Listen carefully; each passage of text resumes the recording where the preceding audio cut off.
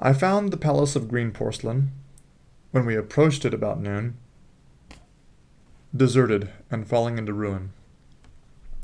Only ragged vestiges of glass remained in its windows, and great sheets of the green facing had fallen away from the corroded metallic framework.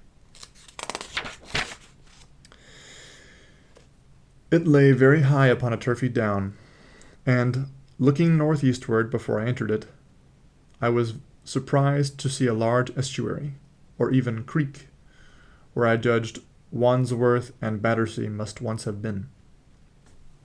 I thought then, though I never followed up on the thought, of what might have happened or might be happening to the living things in the sea. The material of the palace proved on examination to be indeed porcelain, and along the face of it I saw an inscription in some unknown character. I thought, rather foolishly, that Weena might help me to interpret this, but I only learned that the bare idea of writing had never entered her head.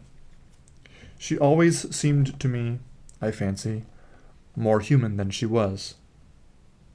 Perhaps because her affection was so human. Within the big valves of the door, which were open and broken, we found, instead of the customary hall, a long gallery lit by many side windows. At the first glance, I was reminded of a museum. The tiled floor was thick with dust, and a remarkable array of miscellaneous objects was shrouded in the same gray covering. Then I perceived, standing strange and gaunt in the center of the hall, what was clearly the lower part of a huge skeleton. I recognized by the oblique feet that it was some extinct creature after the fashion of the Megatherium. The skull and the upper bones lay beside it in a thick dust, and in one place, where rainwater had dropped through a leak in the roof, the thing itself had been worn away. Further in the gallery was the huge skeleton barrel of a brontosaurus. My museum hypothesis was confirmed. Going towards the side, I found what appeared to be sloping shelves, and clearing away the thick dust, I found the old familiar glass cases of our own time, but they must have been airtight to judge from the fair preservation of some of their contents. Clearly, we stood among the ruins of some latter-day South Kensington. Here, apparently, was the paleontological section of a very splendid array of fossils, it must have been, though the inevitable process of decay that had been staved off for a time and had, through the extinction of bacteria and fungi, lost 99 hundredths of its force, was, nevertheless, with extreme sureness, if with extreme slowness, at work again upon all its treasures. Here and there I found traces of the little people in the shape of rare fossils broken to pieces or threaded in strings upon reeds. And the cases, in some instances, had been bodily removed, by the Morlocks, as I judged. The place was very silent. The thick dust deadened our footsteps. Weena, who had been rolling a sea urchin down the sloping glass of a case, presently came, as I stared about me, and very quietly took my hand and stood beside me. And at first I was so much surprised by this ancient monument of an intellectual age that I gave no thought to the possibilities it presented. Even my preoccupation about the time machine receded a little from my mind. To judge from the size of the place, this palace of green porcelain had a great deal more in it than a gallery of paleontology. Possibly historical galleries. It might be even a library. To me, at least in my present circumstances, These would be vastly more interesting than this spectacle of old-time geology in decay. Exploring, I found another short gallery running transversely to the first. This appeared to be devoted to minerals, and the sight of a block of sulfur set my mind running on gunpowder. But I could find no saltpeter, indeed, no nitrates of any kind. Doubtless they had been deliquesced ages ago. Yet the sulfur hung in my mind, and set up a train of thinking. As for the rest of the contents of that gallery, though on the whole they were the best preserved of all I saw, I had little interest. I am no specialist in mineralogy, and I went on down a very ruinous aisle, running parallel to the first hall I had entered. Apparently this section had been devoted to natural history, but everything had long since passed out of recognition. A few shriveled and blackened vestiges of what had once been stuffed animals, desiccated mummies in jars that had once held spirit, a brown dust of departed plants, and that was all. I was sorry for that, because I should have been glad to trace the patent readjustments by which the conquest of animated nature had been attained. Then we came to a gallery of simply colossal proportions, but singularly ill-lit, the floor of it running downward at a slight angle from the end at which I entered.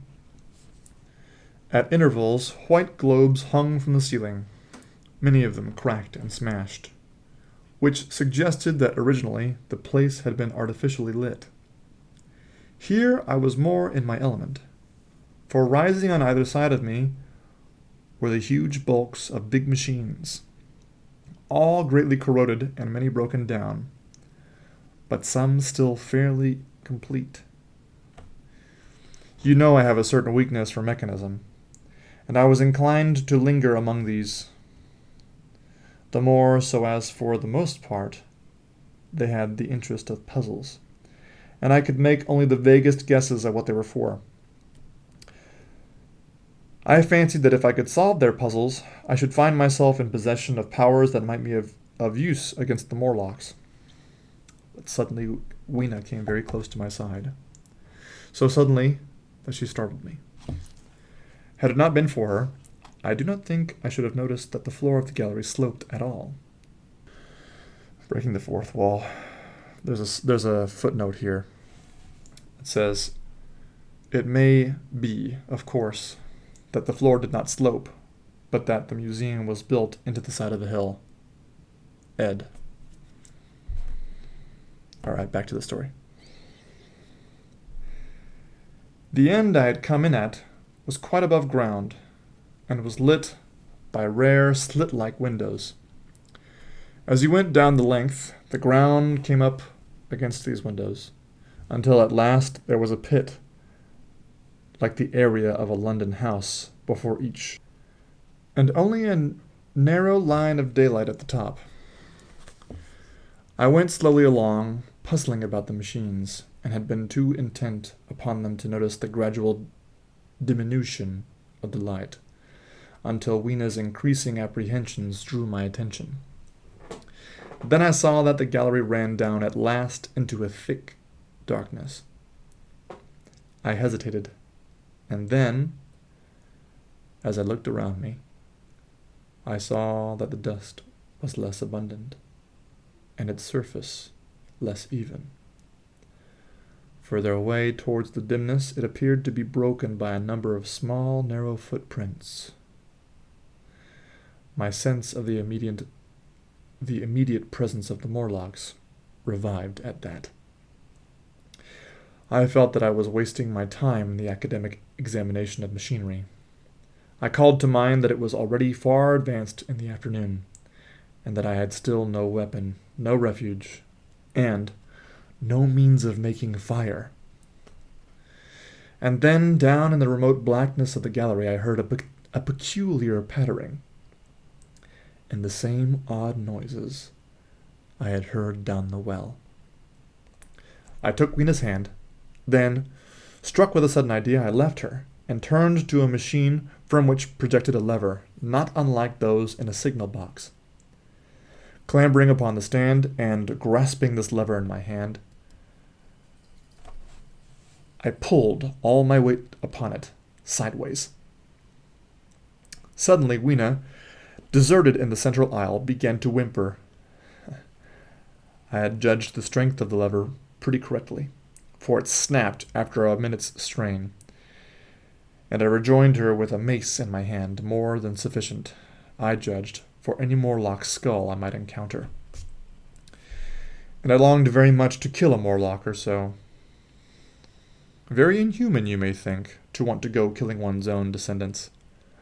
But it was impossible, somehow, to feel any humanity in the things. Only my disinclination to leave Weena, and a persuasion that if I began to slake my thirst for murder, my time machine might suffer, restrained me from going straight down the gallery and killing the brutes I heard.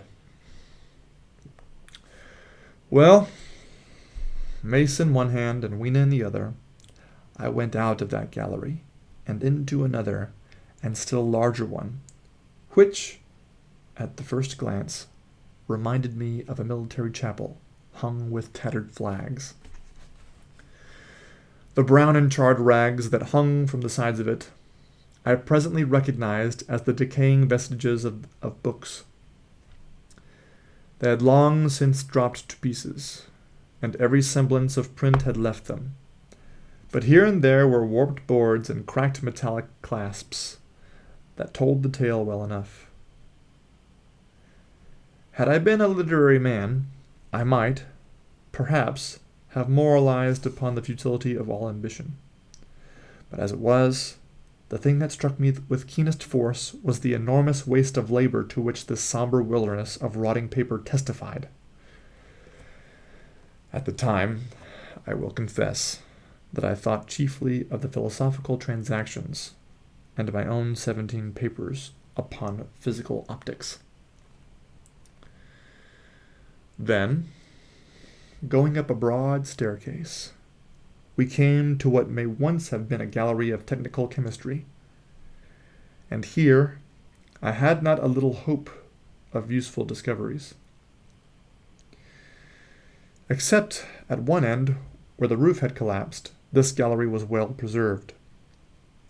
I went eagerly to every unbroken case, and at last, in one of the really airtight cases, I found a box of matches.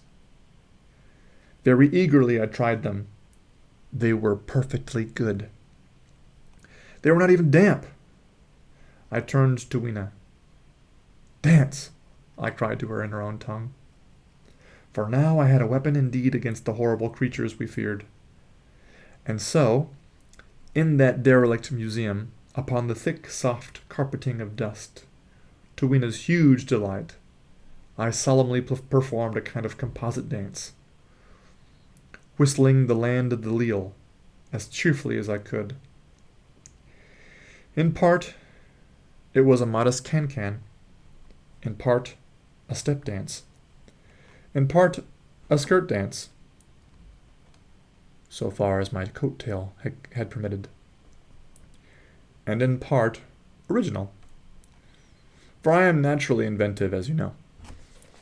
Now, I still think that for this box of matches to have escaped the wear of time for immemorial years was most strange.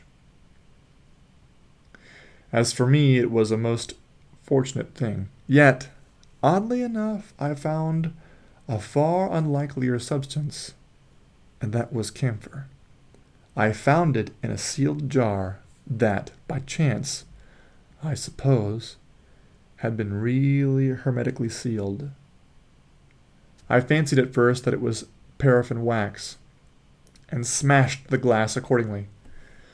But the odor of camphor was unmistakable.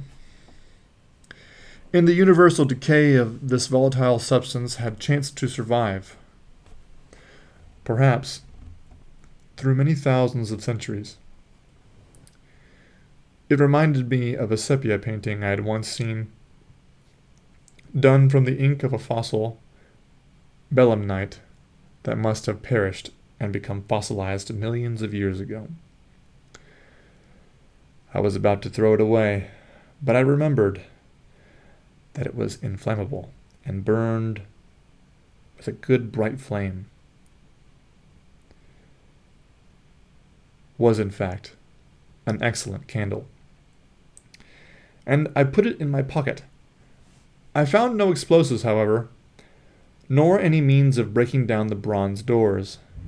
As yet, my iron crowbar was the most helpful thing I had chanced upon. Nevertheless, I left that gallery, greatly elated. I cannot tell you all the story of that long afternoon. It would require a great effort of memory to recall my explorations in all the proper order. I remember a long gallery of rusting stands of arms, and how I hesitated between my crowbar and a hatchet or a sword. I could not carry both, however, and my bar of iron promised best against the bronze gates. There were numbers of guns, pistols, and rifles. The most were masses of rust, but many were of some new metal, and still fairly sound. But any cartridges or powder there may once have been rotted into dust. One corner I saw was charred and shattered, perhaps, I thought, by an explosion among the specimens. In another place was a vast array of idols, Polynesian, Mexican, Grecian, Phoenician, every country on earth I could think. And here, yielding to an irresistible impulse, I wrote my name upon the nose of a steatite monster from South America that particularly took my fancy. As the evening drew on, my interest waned. I went through gallery after gallery, dusty, silent, often ruinous. The exhibits sometimes mere heaps of rust and lignite, sometimes fresher. In one place, I suddenly found myself near the model of a tin mine. And then, by the merest accident, I discovered, in an airtight case, 2 dynamite cartridges. I shouted, "Eureka!" and smashed the case with joy. Then came a doubt. I hesitated. Then, selecting a little side gallery, I made my essay. I never felt such a disappointment as I did in waiting 5, 10, 15 minutes for an explosion that never came. Of course, the things were dummies, as I might have guessed from their presence. I really believe that they had not been so. I should have rushed off incontinently and blown Sphinx bronze doors and, as it proved, my chances of finding the time machine altogether into non-existence. It was after that, I think, that we came to a little open court within the palace. It was turfed and had 3 fruit trees. So, we rested and refreshed ourselves. Towards sunset, I began to consider our position. Night was creeping upon us, and my inaccessible hiding place had still to be found. But that troubled me very little now. I had in my possession a thing that was, perhaps, the best of all defenses against the Morlocks. I had matches. I had the camphor in my pocket, too, if a blaze were needed. It seemed to me that the best thing we could do would be to pass the night in the open, protected by a fire. In the morning, there was the getting of the time machine. Towards that, as yet, I had only my iron mace. But now, with my growing knowledge, I felt very differently towards those bronze doors. Up to this, I had refrained from forcing them, largely because of the mystery on the other side. They had never impressed me as being very strong, and I hoped to find my bar of iron not altogether inadequate for the work.